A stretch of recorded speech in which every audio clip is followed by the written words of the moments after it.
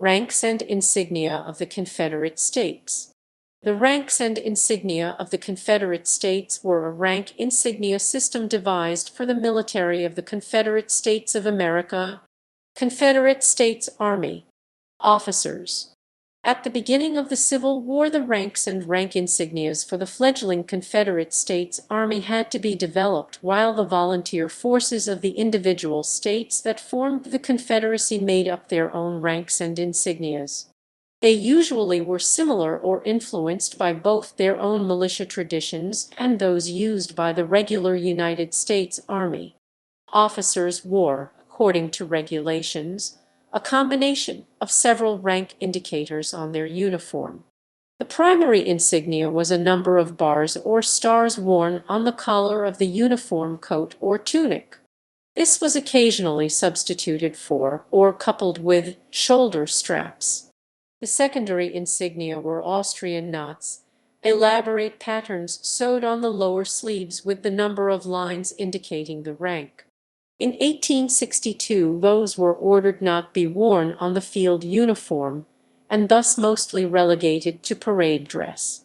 In addition, the regulation kepi had a similar knot pattern on sides and top, but other hats without insignia were frequently worn. Most junior officers wore tunics and coats with a single row of 7 buttons, while field officers wore 2 rows. However, there were exceptions.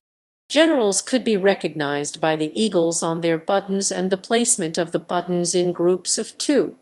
While there was no official insignia distinction for different grades of general, all wearing 3 stars in a wreath on the collar, some major generals adopted the pattern of their Union counterparts by wearing 2 rows of 9 buttons in groups of 3. Non-commissioned officers. Ranks were worn as chevrons on the right and left sleeves above the elbow. Were colored according to service branch. Infantry equals blue. Artillery equals red. Cavalry equals yellow. Engineers equals yellow or gold. Ordnance equals crimson. Brass shoulder scales were worn on dress uniforms, with different features to signify enlisted ranks.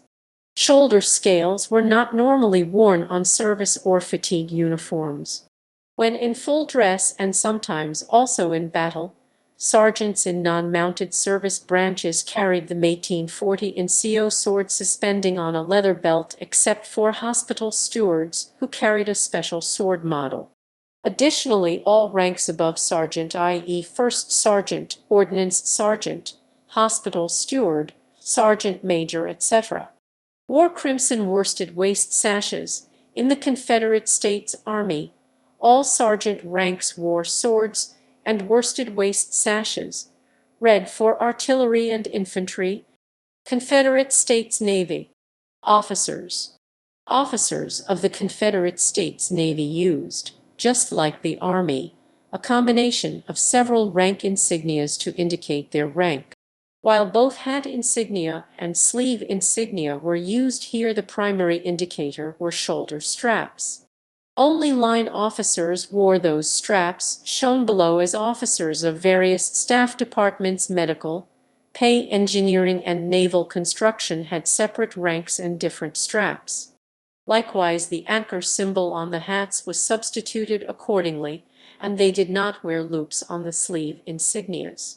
Enlisted. Confederate States Marine Corps.